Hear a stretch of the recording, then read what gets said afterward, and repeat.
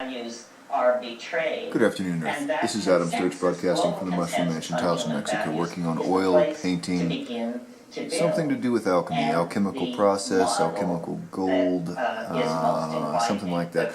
All I know that I want to do now is start with a very bright yellow and work some golds into it, and some deeper ochres and browns and siennas. And then we'll see where it goes from there. That's pretty good. So I'm going to start with a light glazing of mineral spirits and then hit it with some thinly mixed linseed liquid and cadmium yellow light, and then starting from there. Okay, so here we go. Who talks about long-term solutions doesn't understand the depth of the crisis. There are no long-term solutions. There have to be short-term solutions, because there is only a short term. Because history has ineluctably set in motion processes that cannot be stopped, like the extraction of metals from the planetary surface, the expansion of population, the extraction of petroleum byproducts, the dissolution of the ozone in the atmosphere, the clearing of land, the rise in carbon dioxide levels.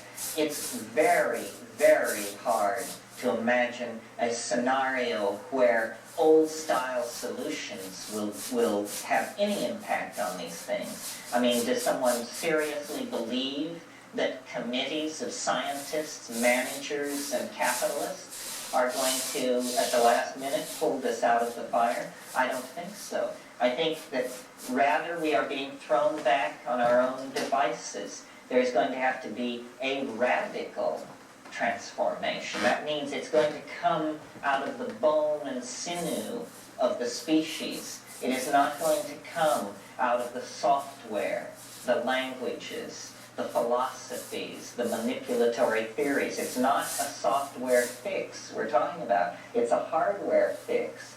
And no less venerable commentator on culture than Arthur Koestler concluded after a lifetime of dealing with these problems that probably the only serious solution was some kind of chemical rewiring of the monkey, that we were simply too aggressive, too into hierarchies, too into enforcing male dominance with violence in child-rearing situations, so forth and so on. Well, I think that this self-medication into sanity should not be turned over to the drug designers and the pharmaceutical companies, God forbid, because what they will give us are tranquilizers or antidepressants. That's not what we need. What we need is a morphogenetic field amplifier that plugs us into the ecological stream that is emanating from the planetary ecology, which is imperiled.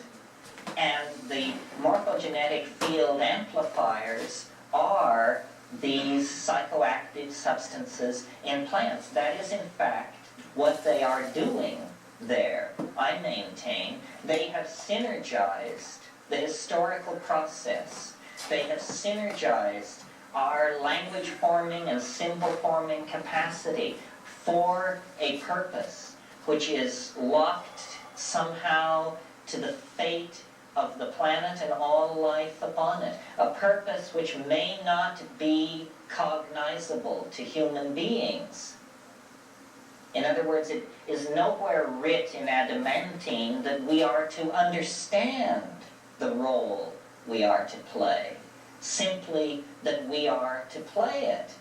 And what has been unleashed first by life and its ascendancy through higher phylogeny, and then by ourselves through the invention of culture, what has been released on this planet is language, self-replicating, self-imaging codes running wild. First, the hardware codes of the DNA, which create proteins, and then the epigenetic codes, the codes that are formed by books and paintings and song and dance, and finally the cybernetic codes, which are also epigenetic codes, but which expand mind into domains of time that were previously closed to it. History, in a way, can be seen as an exercise in the expansion of mnemonic capacity, which finally crosses some kind of incredibly quantized barrier with the ability to create solid-state databases where essentially no information need necessarily be lost.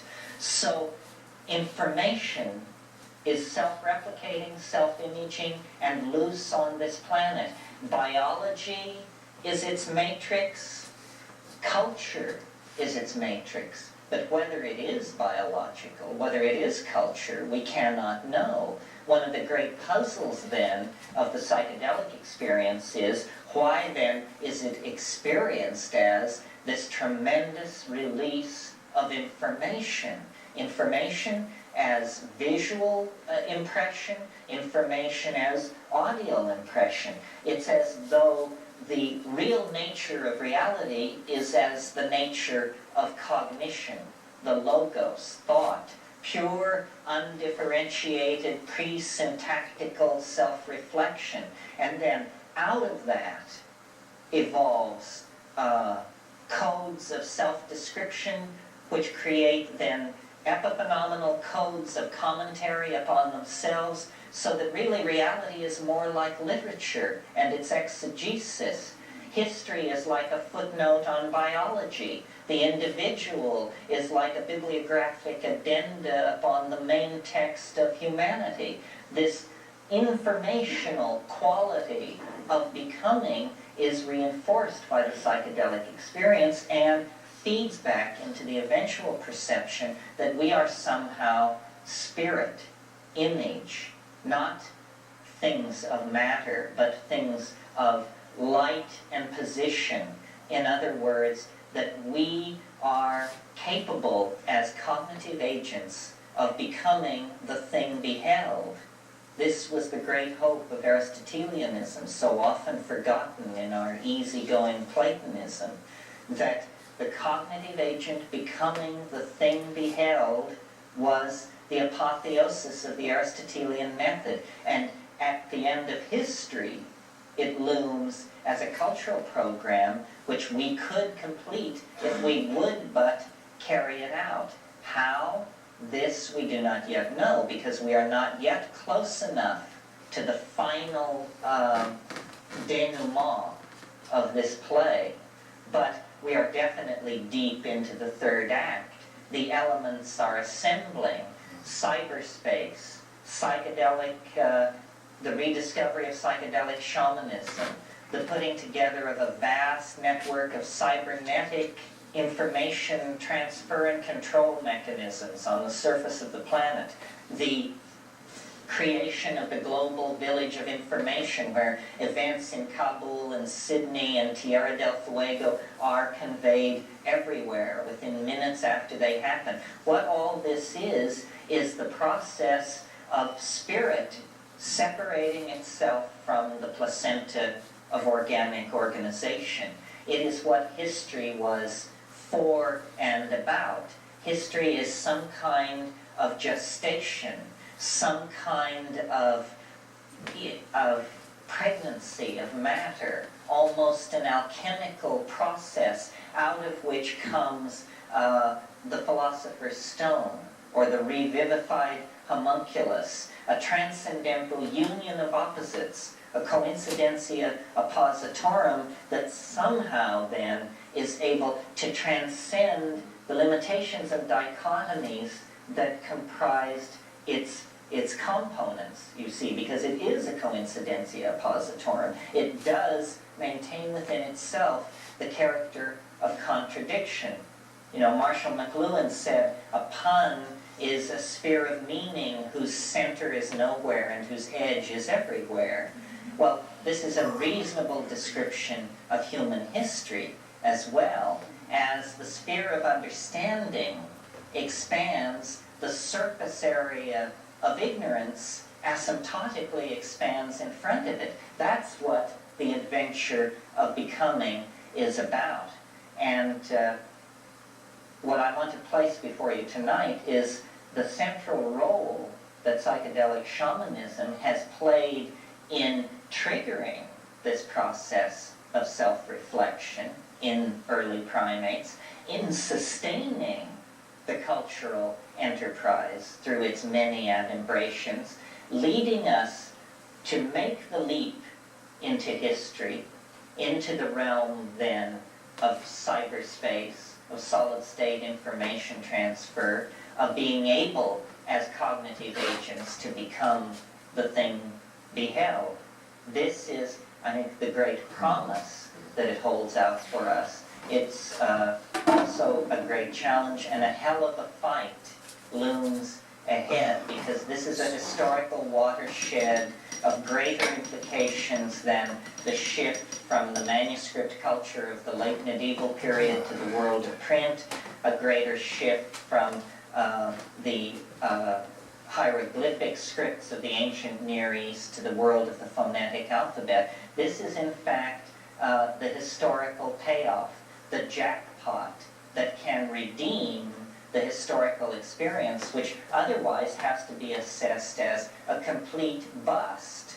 And it's going to rest upon us, I think, the people alive now and in the next 25 or 30 years, to integrate the traditions, figure out what people in all times and places have been trying to say about the other, about the transcendent and the transpersonal, and then to forge a social philosophy, a shamanic technology of transcendence, whether extraterrestrial or cybernetic, or there are many, many possible scenarios, but the philosophical foundations must rest in doing honor to the integrated and complete face of nature, which is ultimately psychedelic, ultimately feminine, ultimately boundary dissolving,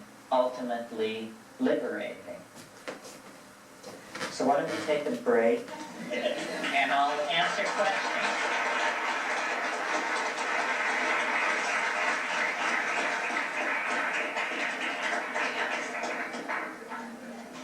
Before I open it up for questions, probably most of you have seen the promotional material in the back of the room. It's for tapes and books and things like that. The one thing that I do want to draw your attention to is we have a nonprofit foundation called Botanical Dimensions, which is the political real-world action group that I'm associated with. And what we do, we have a 19-acre botanical garden in Hawaii, and we collect plants with a history of shamanic usage in the warm tropics, especially South America, and bring those plants to Hawaii and maintain the living plants and a database about them, looking toward the day when research will be possible on these things, or looking toward the day when someone will wish to do research on these things. Alright, well that didn't take very long at all, but I'm pretty happy with that as a start, and I don't really want to fuck it up, so I think I'm going to leave it, let it dry, and see where it goes from here. Thanks for watching. That's Adam Sturch broadcasting from the Mushroom Ranch in Taos, Mexico, working on oil painting. I think I'm going to call it alchemical light. You know, I like the sound of that. So that's that. Have a good night, Earth.